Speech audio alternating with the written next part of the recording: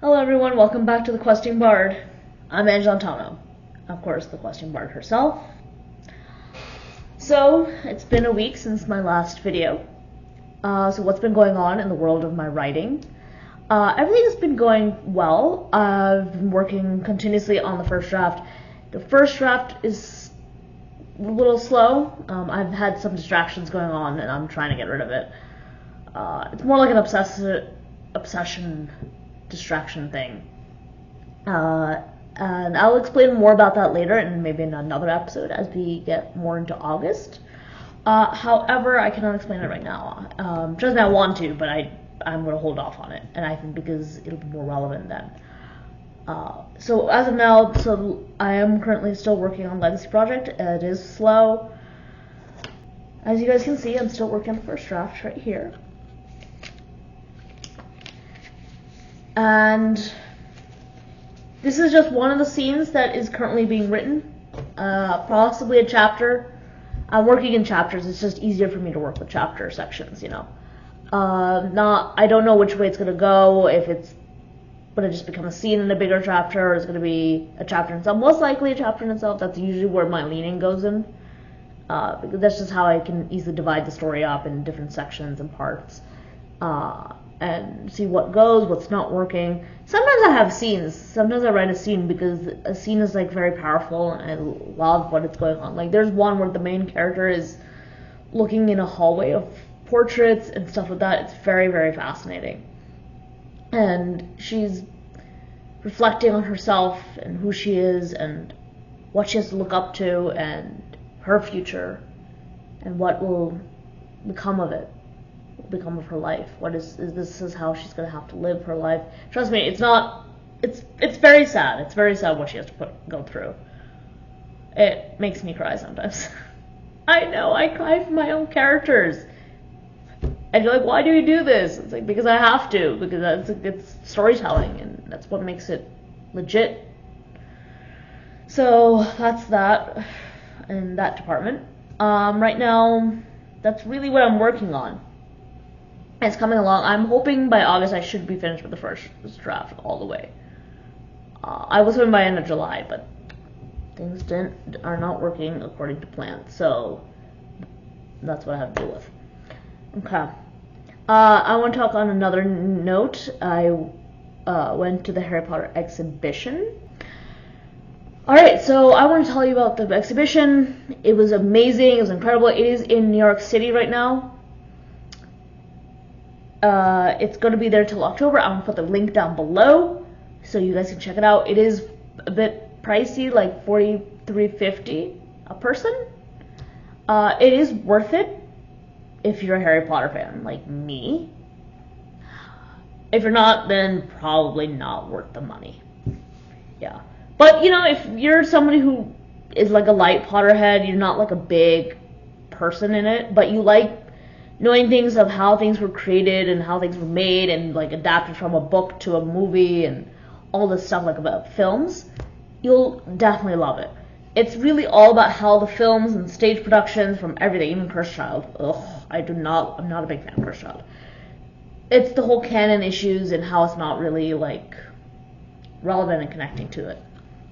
But aside from that, I am a big fan. I loved it. I loved seeing things and how each character had a different portrayal of their character and how actors had the portrayal of their characters and they came forward.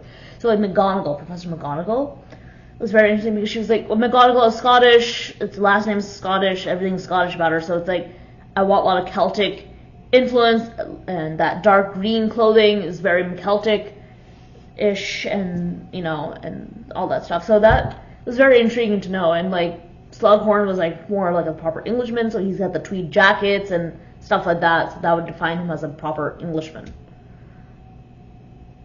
And that was really cool. There's a lot of interactive things too, and you get to choose your house, your Patronus, and your wand. It's really, really cool. Cool stuff. For me, obviously Gryffindor, because I am a Gryffindor. Well, that just went blurry for a quick hot sec. Okay. I was obviously Gryffindor, Hermione's wand, and I did a wolf Patronus. Yes, I was like wondering if I would be able to choose like that many. Like my option would be there. It was, yay. I think they picked each one that like the characters' Patronuses. So not Hermione. Yeah, Remus Lupin had a wolf Patronus, so that would explain why there was a wolf in there. So yay, I got to do the wolf. And my cousin wanted a phoenix. She got it because Dumbledore, I think, had a phoenix Patronus, which is rare and very powerful.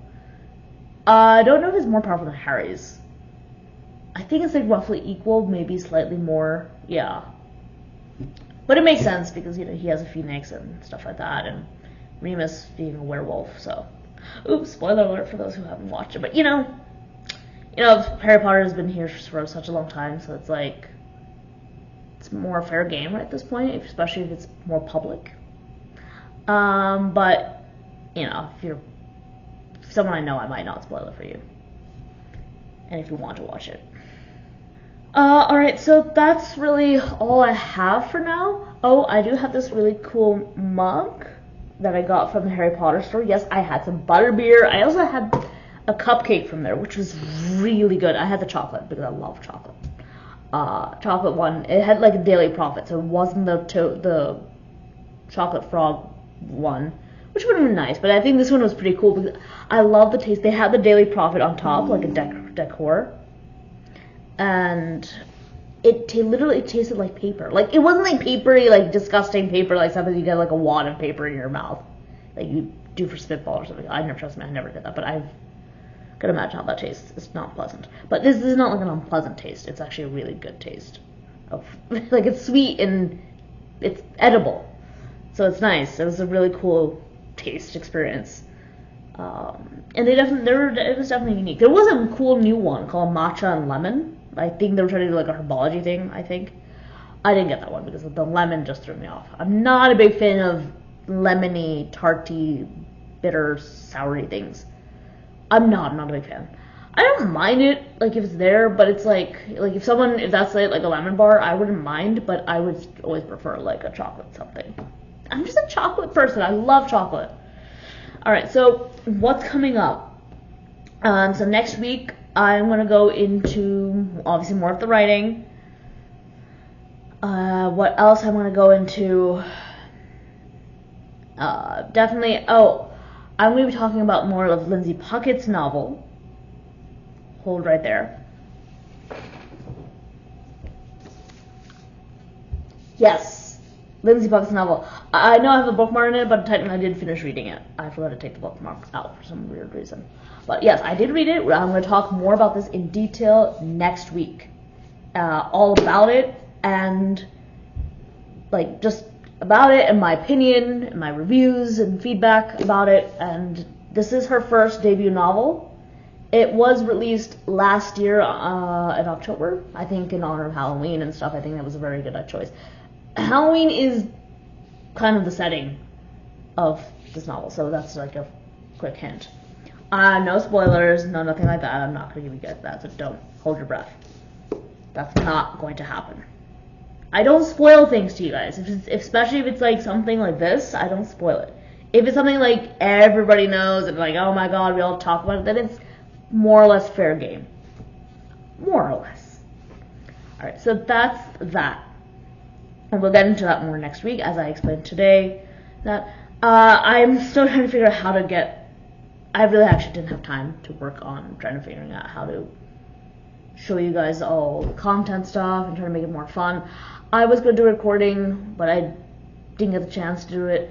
I know I'm becoming a sucker. I'm not keeping promises. I'm not trying to keep them. I'm just going to say I'm going to try, and we'll see what happens. I know. And the wise words of Master Yoda, try not. Do or do not. There is no try. But I did try to do it. I did try. But I just didn't happen. Okay. I'll remember to have constant vigilance in trying to do better. No promises, because I know I will suck at keeping promises with you guys. Alright, so next week we'll talk about it in more details. I will put the link down below. I'm not advertising this exhibition at all. I'm just trying to give you guys a chance just to go see it if you're nearby, if you live close by in New Jersey, New York, this general area, or if you're visiting anytime soon, do it. It will be gone in October. I don't know specifically when, so don't quote me on this. But so just get to it. All right. So enjoy your summer, and I'll see you guys next week. Like, share, and subscribe, and hit that notification bell for more future videos like this. And see you all next week. See ya.